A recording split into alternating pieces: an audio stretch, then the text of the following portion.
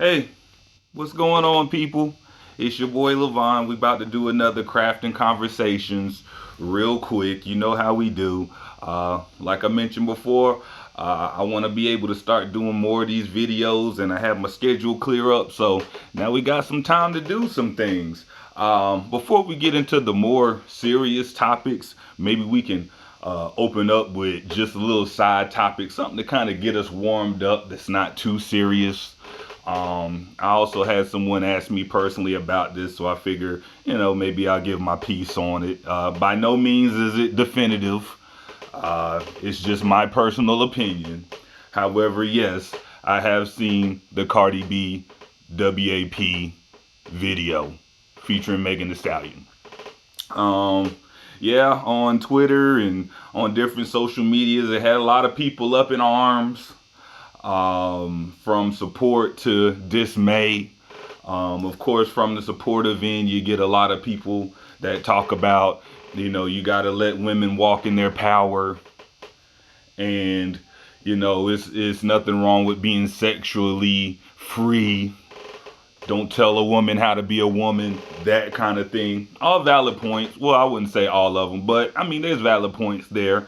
And then, some people see the video and look at it like, it's degrading, it's misogynistic, it's all these different things, which, I mean, there's some valid points there. Me personally, I say let them have their fun.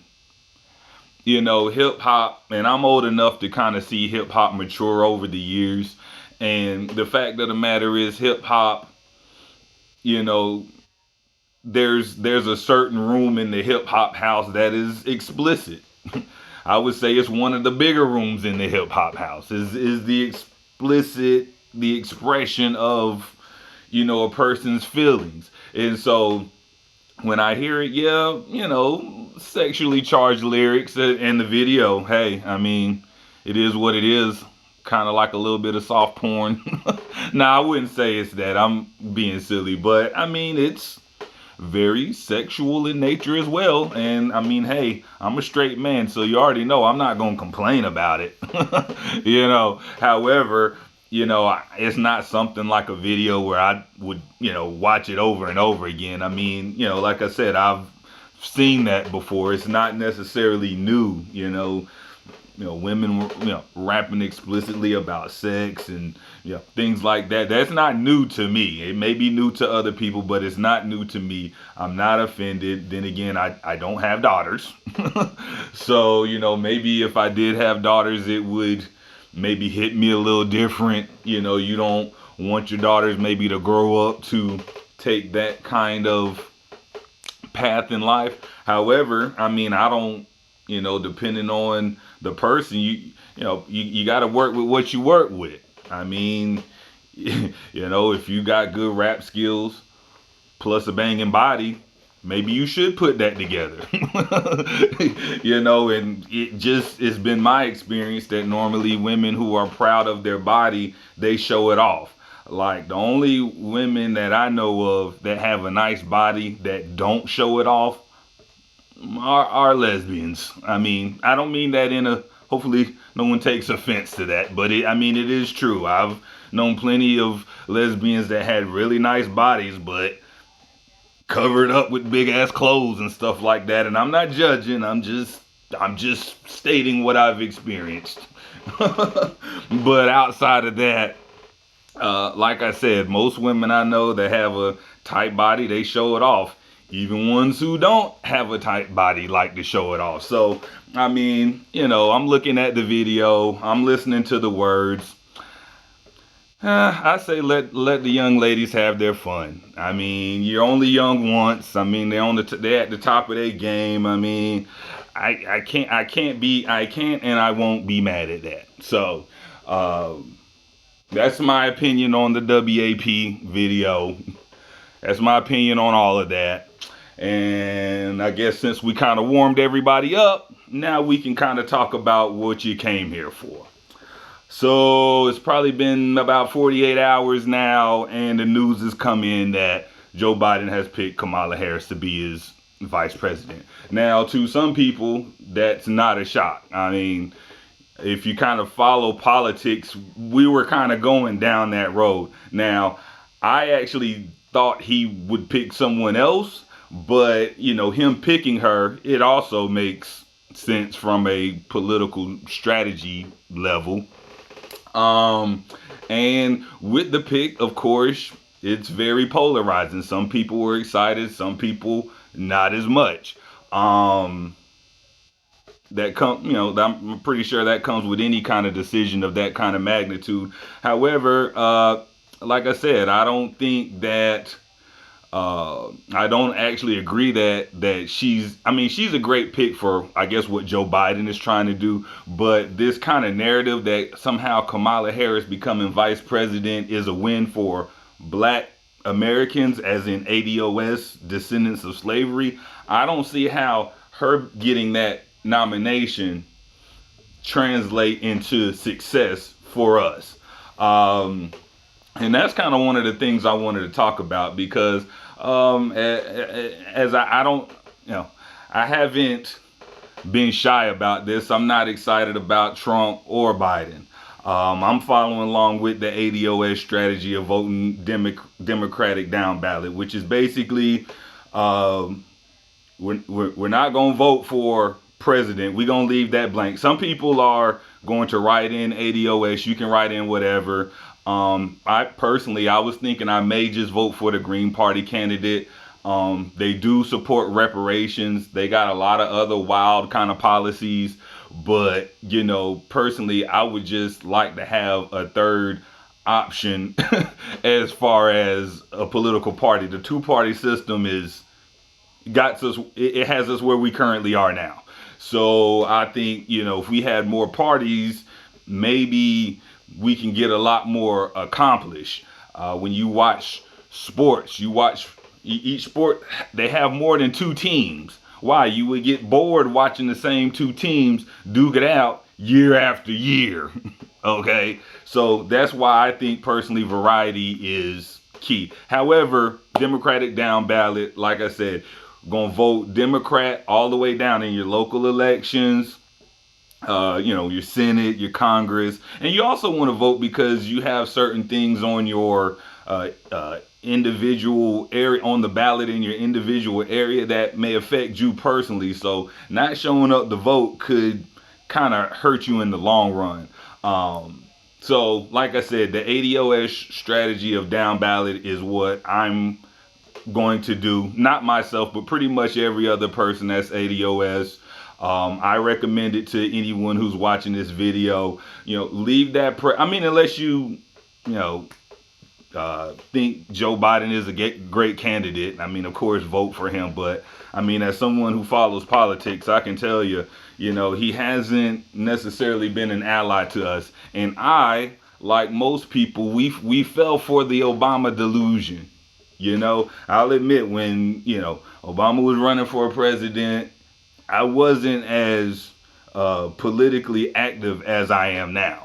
But of course, we're talking over 10 years ago as well.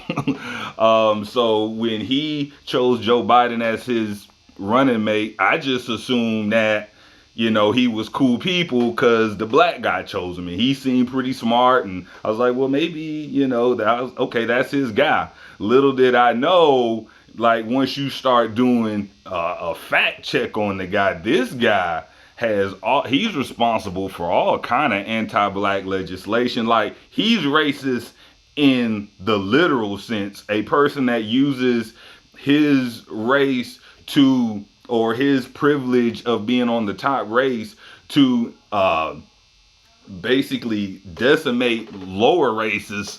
That is racism. He's using his power and privilege to affect black people negatively. Those crime bills and all those things that he put into place, enacted and actually was proud of. That 94 crime bill, the one with the three strikes and all these just arbitrary laws that just made people do longer and longer time. You can thank Joe Biden for that. Like I said, at the time, when he was running with Obama, I didn't know that. However, I'm a firm believer that With new information, you're allowed to change your mind. And actually, when you come across new information, you should change your mind. Because if you come across new information and it doesn't change the way you think, it's almost like you might as well not even be getting new information if it's not going to change how you feel about somebody. Hopefully that makes sense. So, with that being said, Democratic down ballot, vote for your local Democratic representatives unless, you just got a Republican you just really, really, really like.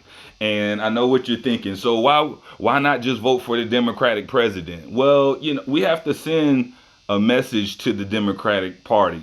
When I say we, I'm talking about ADOS, Native Black Americans. We have to send a message because whether we get credit for it or can admit it, we are actually the Democratic base. We vote for Democrats at almost 85%, 85%. No other group does that. No other group is that high. Okay, so when you talk about the Democratic base, it's us, not people of color, it's us. So if you want our vote, we need to be out here demanding stuff. And choosing a person of color vice president, that's not enough. You see what I'm saying? That's not enough. That's not going to close the wealth gap. Okay, that's not going to stop police from shooting people on the street. And so that's why I can't get as excited as other people are, because I just thought that, okay, our leadership, the biggest brains in the room, that's supposed to speak on our behalf, they're supposed to have an agenda, not just one thing. Not just, oh, well, we want a black vice president woman. I mean, person of color, a woman of color. That's all we want. Like, that's such an easy task. So let's just say Joe Biden wins. Okay, now we can't even press him on anything because he gave us what our leaders asked for. That's just not how you do politics. And you always hear, us talking about playing chess, not checkers. Yeah. And when you look at stuff and when you hear how people talk, it's like you guys don't know how to play chess at all. You don't know about strategy. You don't know about making moves, and you don't understand about how power or winning works. And that's what's so frustrating about the situation, because when you're trying to tell other people how this isn't a big win for us, all of a sudden now we sound like haters.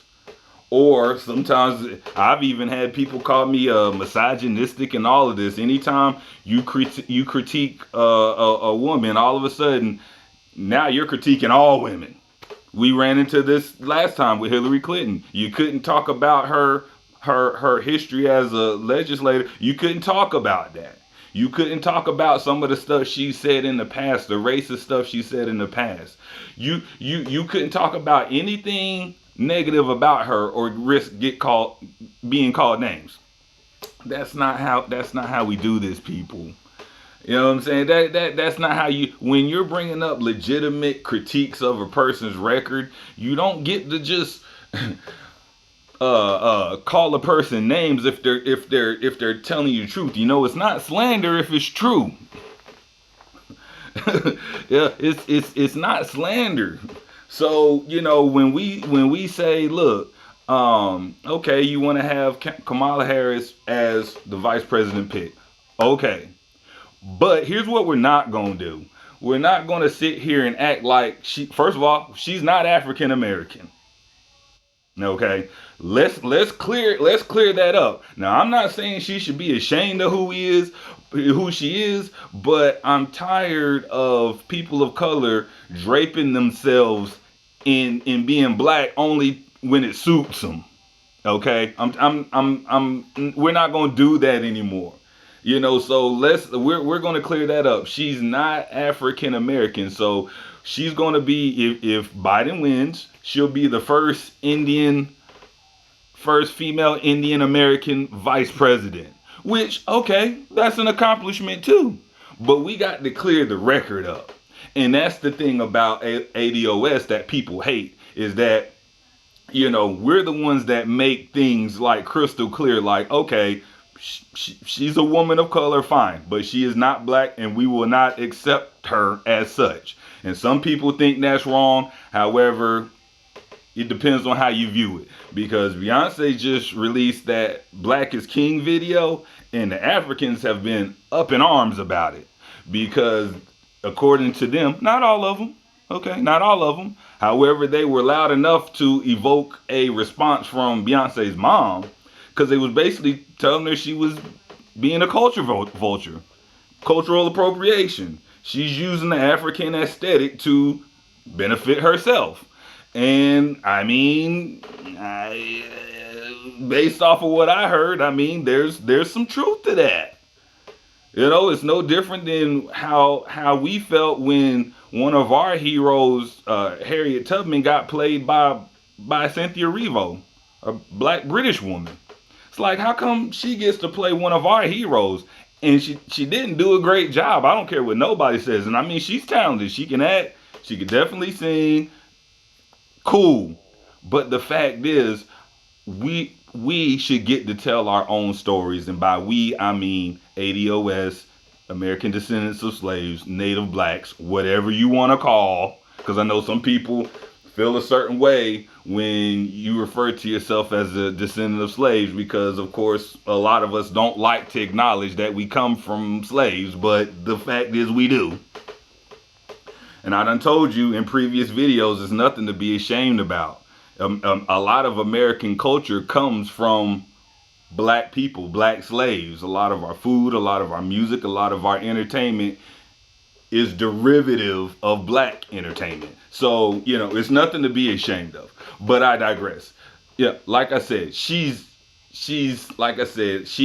more than welcome to claim her Indian / Jamaican lineage, but being African American is off limits. And if we're smart, we won't let this drive a wedge in between us. We're working with two different things here. We're working with the lineage, but we're also working with the gender stuff.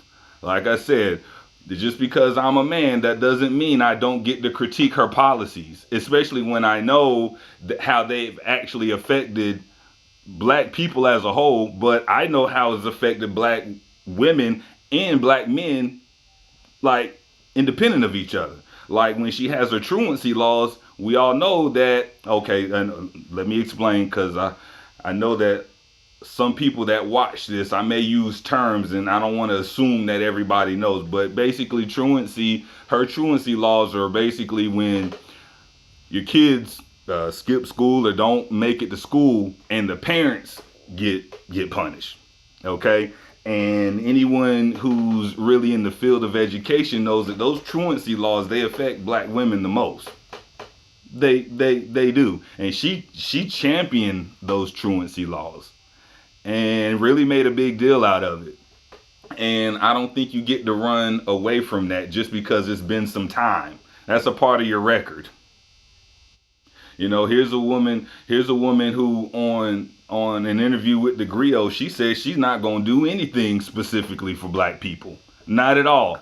She had the gall to say this to an interview at the Griot, and the Griot is a black media outlet. So she ain't have no shame saying she ain't going to do nothing for black people. So when you say stuff like that, I'm like, okay, did you learn that at Howard? Is that what they teach at Howard, to be anti-reparations? And I'm being facetious because I know plenty of Howard grads and they don't all think like that. However, you need to get your girl on that, because the way I feel, first of all, I mean, as a person who's not a descendant of slaves, you don't get to say who gets it and who don't.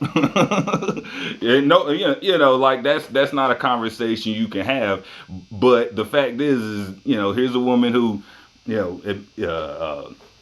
when she was making her press conference about running for president. She did it on Martin Luther King's Day and everything. So she trying to get that black aesthetic, but it's like you don't want to be fully black. You see, you want to kind of tiptoe in it, but you don't want to support the stuff that black people actually need to have better life. And so, like I said, that's my biggest kind of issue with her outside of her record as a prosecutor. I mean, I've been trying to find instances where she's prosecuted the police, didn't find none yet, but maybe there's some out there. I got to keep looking, but I haven't seen her bring any charges against any police and give any police officers any jail time. But I'm sure she sent plenty of black people to jail, so there's something with that. So, like I said, I don't, there'll be plenty of time to dissect her record and things like that. However, I just kind of wanted to get on here and say that and kind of defend the people that's been critiquing her as a candidate. It's a fair critique. This is going to be someone who, I mean, if we're looking at Joe Biden's health, is anybody like 100% that he's going to make it 4 years? I don't know. I don't know. I done seen him in interviews, and the guy, I don't know. Hey, so, like I said, we have to keep our eyes open with Kamala Harris and understand. We got to let her know, like, look, we have expectations of you. Not everybody's going to do that. A lot of people are going to do like with President Obama and just give him a pass. For 8 years, we just made excuses for him. Myself included. I did it for about 6 of those 8 years. The first 4, he couldn't do no wrong. I admit it. I was one of those. I admit it. Made excuses for him. Showed him love. The whole 9. Okay. But then that second, because I was one of those people like, oh, well, he going to do what he do on his second term. He can't do it on his first one because, woo. Got to wait till the second term because that's when he going to do it. And so I was one of those. And so around year 6, that's when I was like, you know what? I think we fell for the banana in the tailpipe here. I think we thought we got a black person in the White House, but it seems like his white half was making all the decisions. So, he started to lose me around year 6, and then by year 8, I was just like done. I was done. You don't get to have the most powerful position in the world and then come back to the people who made you president, black people. You don't get to tell us like, hey, I tried. Because I don't believe he tried. We all seen this guy bail out Wall Street and didn't think twice about it. But what about the people? But when asked about reparations, he couldn't do it. And so now you got Republicans, presidents after him, talking about, well, why are you pressing me about reparations when Obama didn't even agree with reparations? You see how that works? This is why we have to make our voices heard. And if you're the type of person where you're not really political, okay, well then you need to step aside. Don't criticize us who's doing the real work. The people that's hitting the street, the people that's out here trying to change people's minds and try to get us on the right track to a strategy that will work out for our group. Don't sit here and try to act like you know more than we do. Most people just sit outside of politics, join in every 4 years, but then act like they just know everything. It's like, no, politics is an everyday thing. And you don't understand it just by watching the news. You can watch news. Me personally, I like to read my news.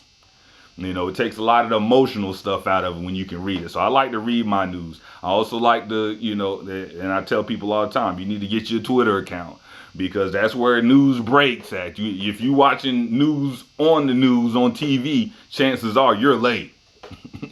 Chances are you're late because everybody knows news breaks on Twitter first. So if you ain't on Twitter, you getting secondhand knowledge. Period. But like I said, my goal here with this video is not to just completely just bash Kamala. Maybe she's a nice person in person. I don't know. But I'll be honest. I'm actually, I don't want to say I'm scared, but I'm cautious for the future. I mean, on one hand, you got Donald Trump. On the other hand, you got Joe Biden, and these people are really just opposite ends of the same coin. They're both like pro corporation. They're both anti-black. They're both law and order candidates. I mean, you can't trust either one of them. I mean, they'll neither one of them have anything that they offer of value to black people. So I mean, that's why I can't I can't get excited about either one. And the people that criticize Trump, the Democrats that criticize Trump, a lot of what they're saying is true. The only problem is the stuff that Republicans say about Biden is also true. We got two bad options. And so that's why down ballot is really the only choice, because it sends the message to Dems like, look, you have black people that's willing to vote, but we don't like who you have leading the charge.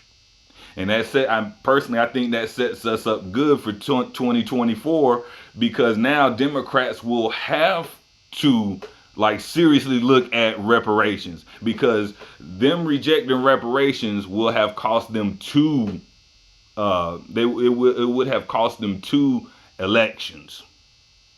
Okay. And so some people say, well, another 4 years of Trump is going to hurt everybody. It's like, well, 4 years of Biden is going to hurt black people, just like 4 years of Trump.